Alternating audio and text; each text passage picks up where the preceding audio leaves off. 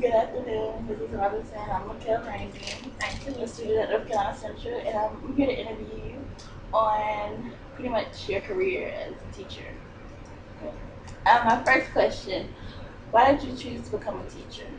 I became a teacher because I have a passion for education and also just be a big impact on the future. I believe I've always wanted to be a teacher, and my sixth grade language arts teachers who inspired me to actually be a teacher. Okay, that's a great question. Great answer. Um, Second question, what are some of your plans for continuing your education?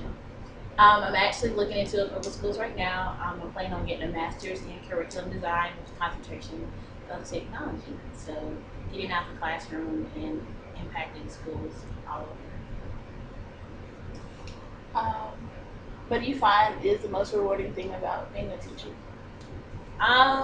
The most rewarding thing about being a teacher is to be able to connect with the kids that I work with. I work with a wide variety of kids, and to be able to create and establish rapport with them and their parents is very rewarding outside of the stress. It helps me out.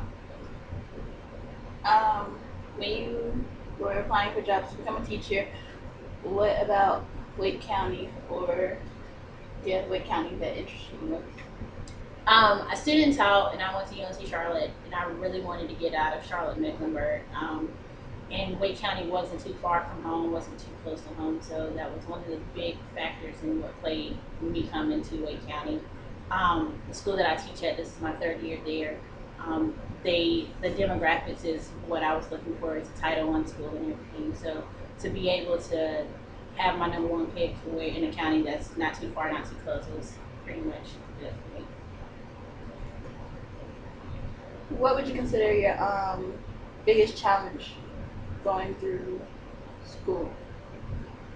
Going through school would probably be just being able to balance having a teaching life, but also still being a college student at the same time.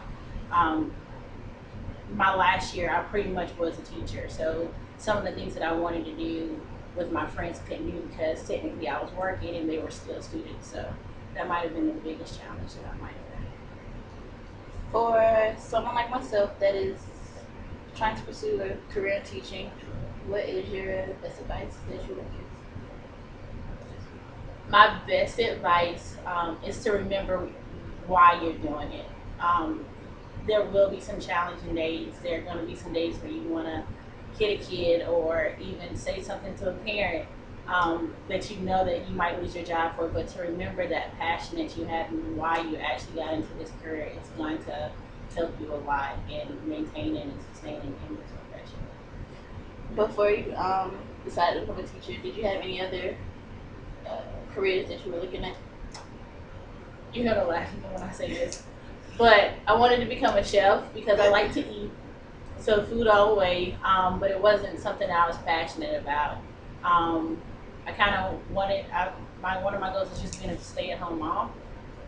But at the end of the day, working at Chuck E. Cheese and Build a Bear, it helped me realize that one-on-one time with kids is rewarding. So why not choose a profession that actually allows me to do that on a daily basis? Other than your sixth grade language arts teacher, was there anyone else that influenced you? Um, my adopted mom, she was a teacher when I was younger. Um, my high school AP US history teacher, she actually was the one who told me about North Carolina Teaching Fellows, and I applied for it and I got it. Um, so I would say Miss Huddleston, who was my sixth grade teacher, played a big role. I still am in contact with her, but just the atmosphere of working with kids is what I live for. So, yeah. Are there, I guess, any other things that you'd like to add that may encourage someone that's trying to finish school and graduate? Despite what it looks like, what it may feel like when it comes to our profession, at the end of the day, know that you are in something that is always going to be needed, no matter what. There have been days where I felt as if my kids did not appreciate me, did not value all the time and effort that I put into having them to be there. But when I see my first year kids are actually in ninth grade now, and for them to come back and say, Miss Robertson, you did something for me. It wasn't just an academic thing, but I actually was able to help them outside of the academics. That is the biggest reward right there. To have students, you will, if there's not one kid that's going to come back and remember you being in your class, that's all that matters. You're going to be able to impact at least one kid. Was there a certain reason why you chose to teach seventh grade? I'm licensed to teach 6 through 9. I chose middle school because that's where I fit. When I first started at UNC Charlotte, I tried elementary ed, tried that for about a year and a half, didn't work out. Did high school for a semester, it still wasn't my fit. And I know with this profession, you have to be on a level to where you're comfortable with, to where you feel like you're going to grow. And I'm at a point where I'm just like, they're not my age, they may be my height, but there's a big gap in between the two. So I'm able to separate with that age difference, but then at the same time be able to connect with them. So that's middle school is that integral point to where you're able to mold them. And that's what I enjoy doing. And lastly, there's like a saying that teachers don't get paid for what they actually do. How strong do you believe in it? I agree with that statement.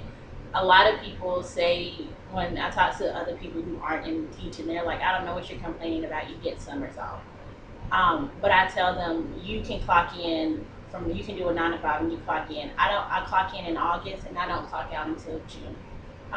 So it's a continuous thing. And even while I'm over the summer break, I'm worried about, am I going to be in the same classroom? Preparing for what am I going to do next year?